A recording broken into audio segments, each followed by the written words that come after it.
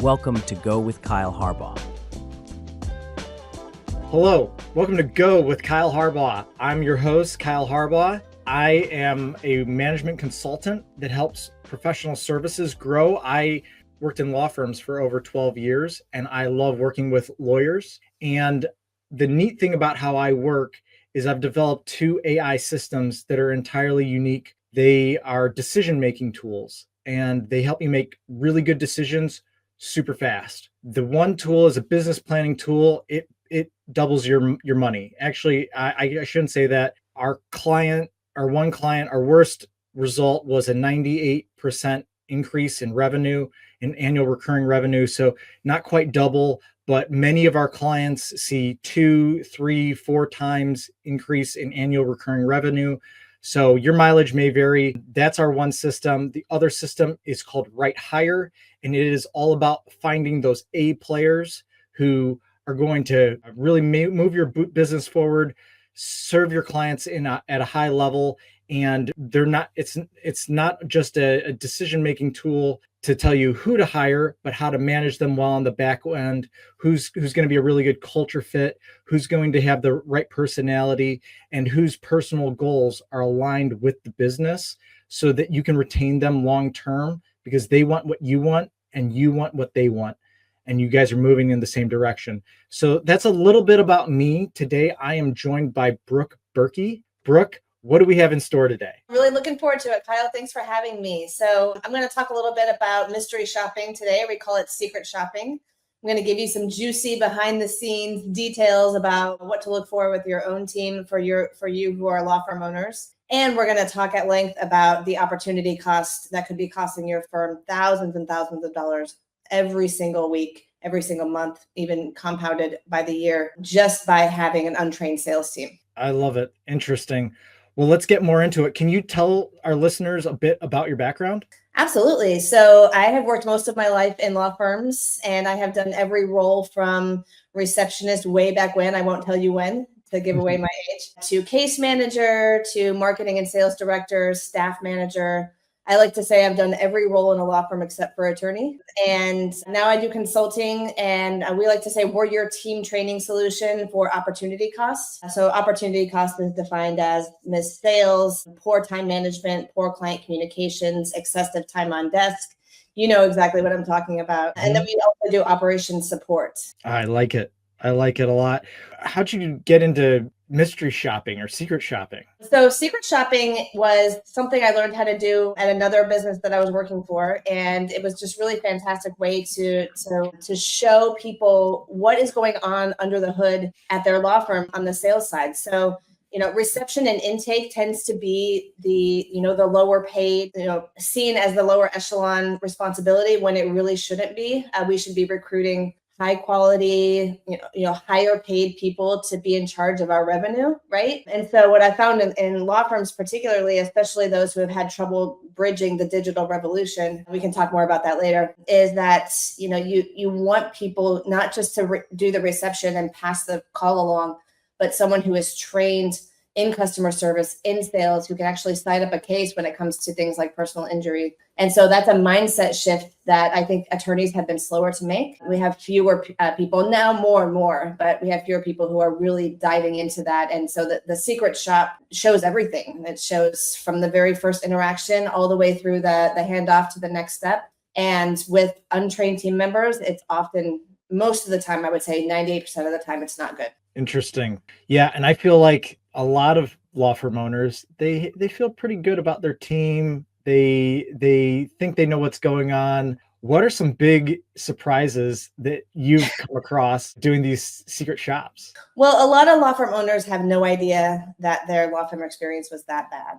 And it's because they don't take the time. They're not listening to calls. They're not doing secret shopping on their own. And so, who can blame you? You're busy, you're the lead of an organization. You don't have time to necessarily do quality control in every aspect of your firm, which incidentally is what we do. So we can talk about that later as well. But it can be very surprising that picking up the phone and saying law office rather than, thank you for calling, or, a dull, flat tonality. Thank you for calling. Thank you for giving us a call. Right. So it's just very I'm not interested, right? Or very distracted, people who are doing a couple of things at once. And so it's very distracted. No empathy cues. This is something I see all the time is someone, personal injury law firm, they call and say, I was in an accident yesterday, and the intake specialist says, okay, where were you? Yeah. Like, give me a little humanity, give me a little bit of empathy. I need to connect because we all know that in order to earn somebody's trust, you have to connect with them, right? Yeah, no, that is really well said. And yeah, first impressions matter. I've talked about that before.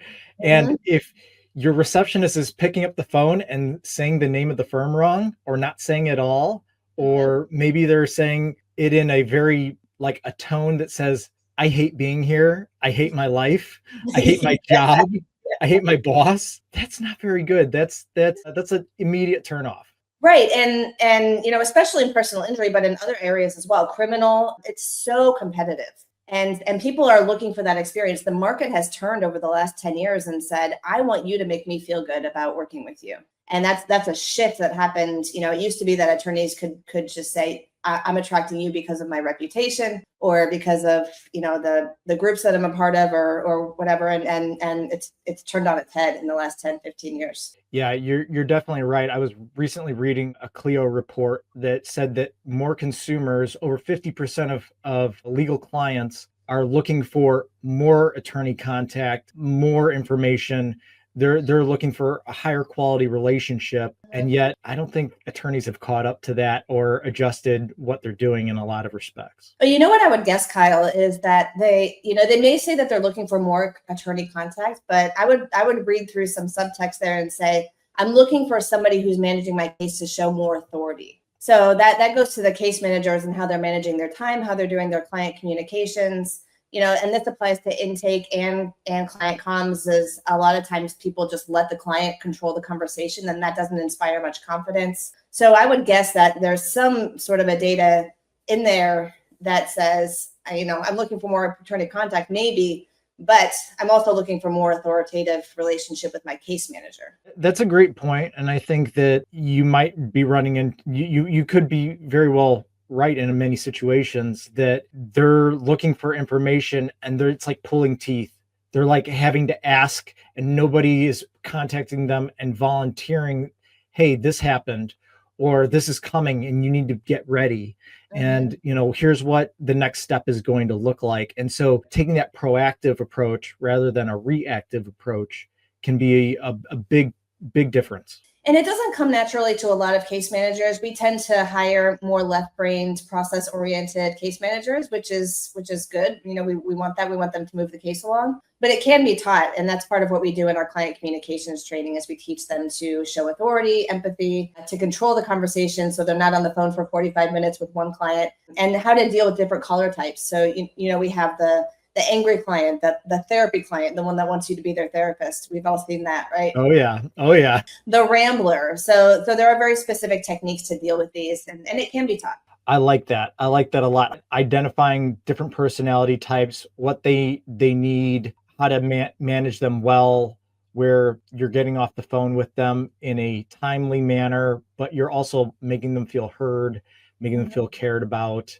So that relationship is nice and solid. Absolutely. And it all starts with emotional intelligence, and that's understanding yourself and understanding others. And we teach long form emotional intelligence in all of our training programs because that's really the foundation. I like it. So I wanted to ask you, do you ever report your findings back? Hey, this is how my experience went. This is how the secret shop went, and people get defensive? Once in a blue moon, but usually the people who are reaching out to me and they, there might be a problem. And then if there is a big problem, it's more like, whoa, how did I not know this whole time that this was going on? Okay. That makes sense. Once in a blue moon, we do get someone who's making excuses for their team members, and, it is what it is. Yeah. And so what is three common or big things that you often see in your mystery shops? Yeah, so it kind of goes in chunks. So the first chunk is that initial client engagement. So that's lack of, getting to know their name. Sometimes we see people who don't even get the client's name until the end of the phone call when it's time to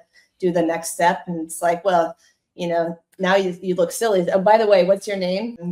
Not identifying the caller type and using the right approach. And then in the qualification chunk, we have letting the caller just run all over the place with the conversation and just trying to pick out the case criteria that you need, which number one will elongate the call substantially. And number two, that shows the caller that they're in control of the conversation. And then they're going to expect that control to remain in the case administration and all the way through the attorney representation. So if you don't let them know right off the bat that you are confidently in control of this conversation and you're their tour guide, they're going to be a more difficult client all the way down. I guarantee it. Those are great points. I really like what you brought up. So I wanted to ask you, like you said that there could be some really significant losses, some significant revenue decreases if your team's not squared away.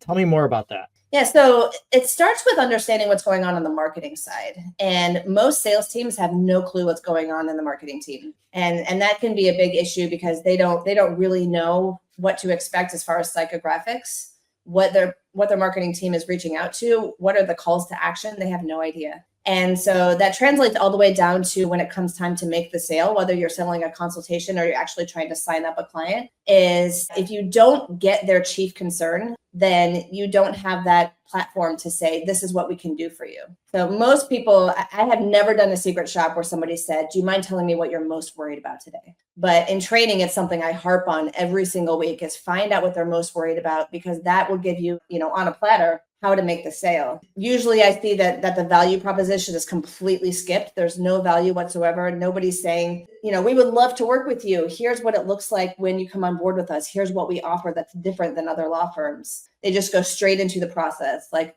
okay, all right, so I'm going to send you this agreement and then you're going to sign it, right? It's like, wait a second, you skipped a step. You didn't tell me why I should be coming on board with you. And then we have the sale itself. So quite usually there's no type of explanation of the retainer agreement. They just send it to them and hope that it comes back. It's like, playing with boomerangs, although your boomerang's broken. I like that analogy. That's a good one. And then they just throw away the sale because there's no date certain follow-up. So you just kind of, you throw it out there and you're like, okay, I hope it comes back. And there's I'm going to call you again Tuesday at 2:00.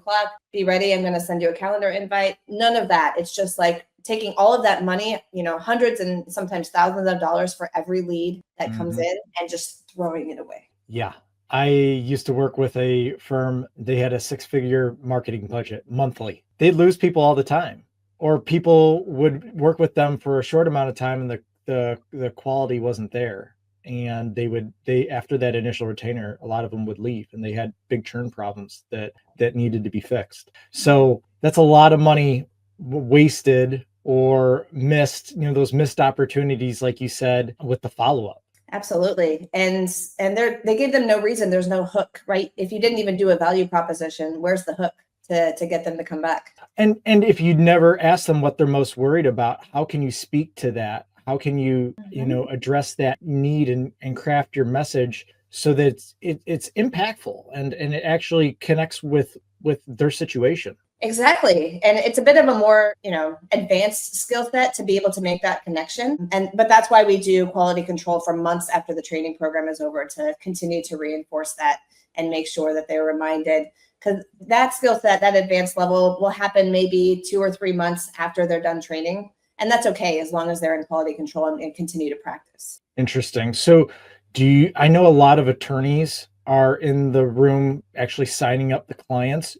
Do you work with the attorneys or do you prefer a non-attorney sales model? It just depends on the business model. Attorneys are generally going to be better at sales when they're good at sales. So I know that sounds a little bit funny, but because attorneys, if they do have that sales personality, they have the ability to give legal advice and they have that authority, they're generally going to be better at signing cases up. But the attorneys that are really good at intake are few and far between. And the return on investment can be pretty closely matched with staff members if they're trained correctly. Yeah, I've seen a lot of attorneys do a lot of things that they probably shouldn't do that didn't require a law license. Mm-hmm. Very few times have I seen them do intake.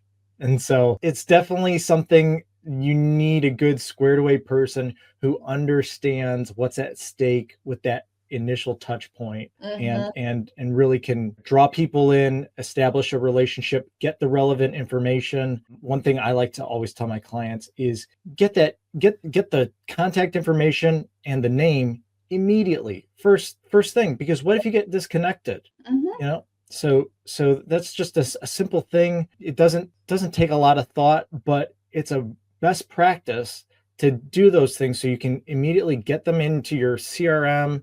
And if they, for whatever reason, don't come through as a client immediately, you can follow up with them. Absolutely. Absolutely. And introduce yourself, right?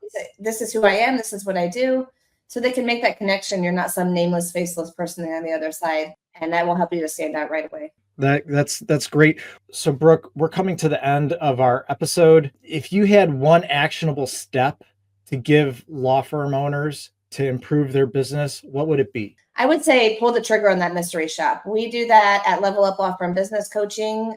You can find the link and the explanation more about what it's about at leveluplawfirmcoaching.com. It is the first step to really understanding what's going on with your intake, and then you can formulate a plan from there. I like it. And then what kind of follow-up should they be thinking about after they get that mystery shop? What type of things should they change or think about changing? Well, I would be looking for tonality, for engagement, for case qualification improvements, and then for sales strategies. So if you're an attorney and you have experience in those areas, then that's what you should focus on. But if you don't have experience, then you can wait for us to give you an action plan, which we'll do right after the mystery shop.